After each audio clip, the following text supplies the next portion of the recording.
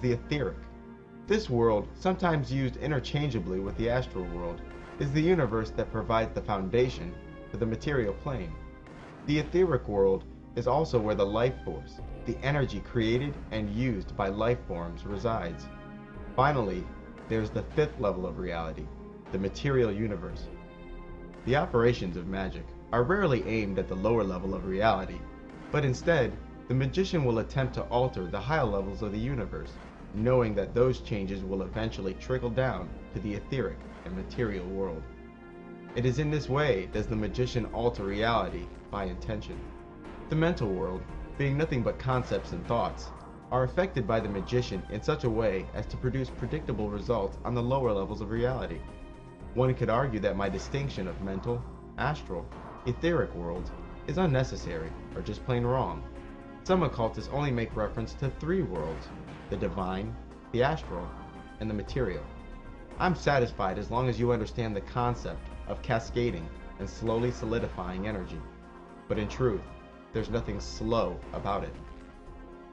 The objects in the separate worlds are copies of each other, tethered together by a rope. They respond instantly to changes in the others. As above, so below. Every individual has a copy of themselves on each of the 5 planes. These 5 copies of the self are not united, however, but instead divided into 3 pieces by 2 large gaps. The first gap is often referred to as the veil, and this veil not only divides the astral plane into 2 parts, it also divides the material body, called the lower self, from that person's guardian angel. Between the astral and the mental planes lies the second deep gap. This gulf is often called the abyss. The abyss is what separates a person from their higher self, often called their higher genius. The higher self is nothing more than copies of an individual which reside in the planes above and represent each person's connection to God. Further, the way the total universe is divided is also up for grabs. Some in the occult speak of 7 heavens, 7 hells, the astral and material planes. Others speak of only 4 partitions of the universe: the abyss, the heavens, the astral, and the earth. Others still speak of 4 partitions: the infernal, heaven, the astral, and the material. The cross-sections that occultists have divided the universe differs, but there is general agreement regarding the function and nature of the separate worlds. The concepts of heaven and hell are usually thought of as exclusively Christian, but this is far from the truth. Every religion and mythology out there makes reference to the heavens, the earth, and the underworld. In regards to the heavens, it is often described as an extra dimension that does indeed have some semblance of space and time. Satan and the angels, for instance, are spoke of as approaching the throne of God, as if there was a way to be in heaven but not in the presence of the throne. This is important because it describes a lack of unity where, like in our material world, objects can be closer or farther from other objects. Obviously, there is some form of space and time in heaven, and proof of this lies in the fact that many of the stories about heaven related to us from the Bible, occult, and numerous mythologies include sequences of events and entities and objects both near and far. Heaven is also spoke of as having gates that deny its entry. Implied in this is that heaven and our world are connected by a guarded nexus point. What's more is that heaven itself is often spoke of as being broken into 7 pieces, the 7 heavens. Each level of the heavens is ruled by an archangel, and in some cases, these heavens have been mistaken for earthly locations. For example, I've heard occultists, texts of the Christian Apocrypha, and Muslims speak of the Garden of Eden as a location that resides in the 3rd heaven as opposed to a terrestrial location. Then there is hell, sometimes called the abyss, the cliff-off, the averse or causal realms. Similar to how the heavens are broken into 7 pieces, hell is also considered to exist as separate worlds and, like the heavens, each partition has its own ruler. But unlike the material and heavenly realms, the 7 hells do not obey the strict laws of space and time that we are familiar with. These infernal realms are spoke of as places where chaos reigns. In the infernal places, the spatial dimensions are not perfectly straight and do not exist as perfect 90-degree angles. Here, the X, Y, Z, and time dimensions are curved and warped. If someone were to directly gaze upon the beings that exist in the infernal realms, they may be struck with an ache in the mind, because their very shape is unnatural to our senses. Sometimes, one will find the underworld divided into two realms. The first is Hades, which is the land of the dead, and then there's Hell, or Gehenna. Hades, also called Sheol, is considered the land of the dead, where all people, both righteous and unrighteous, go when they die, whereas Hell is a place specifically for unrighteous entities to experience torment and imprisonment. And unlike popular conception, neither is said to be currently burning and aflame.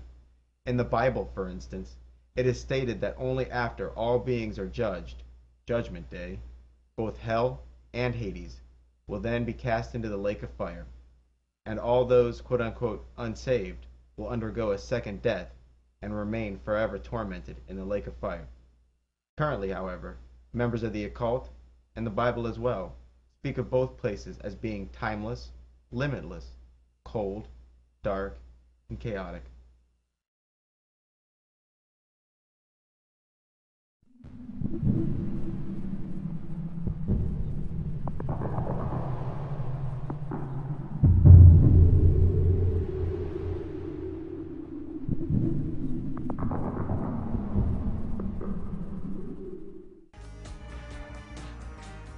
Occultists often tend to get a kick out of the way the average person interprets their dreams, and rightfully so. To the average person, taken up by the faulty commentary of men like Freud and Jung, a dream is a completely subjective world existing only in the mind of the dreamer, and not even existing there. Psychologists suggest that dreams are no more than the subconscious working on a problem, or the subconscious acting out the daily worries and thoughts of the dreamer.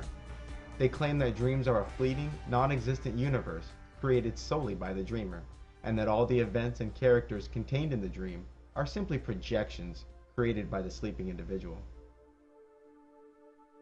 The reality of dreams, however, is a bit scarier. To start, it is a false assumption that the events and characters that occupy one's dreamscape are entirely their own creation. Far from being mere projections of the sleeper's psyche, some dream characters are in fact spirits who have clothed themselves in some form and have entered into your dream. As turns out, the land of dreams, often synonymous with the astral plane, is in fact a far more objective reality than it is given credit for. In truth, you have met with spirits and perhaps other dreamers in the astral landscape. These spirits, being without a form of their own, are given shape by the dreamer. These beings then quote-unquote hijack the dream and force all of the dream's events to be centered around the spirit. In the waking hours, the dreamer is no less affected by these spirits, but simply remains unaware of their influence. In the dreaming hours, the subconscious mind makes these entities visible. Most occultists believe that in the dream state, the astral body has detached from the physical body, allowing the astral form to roam while the material body remains in bed.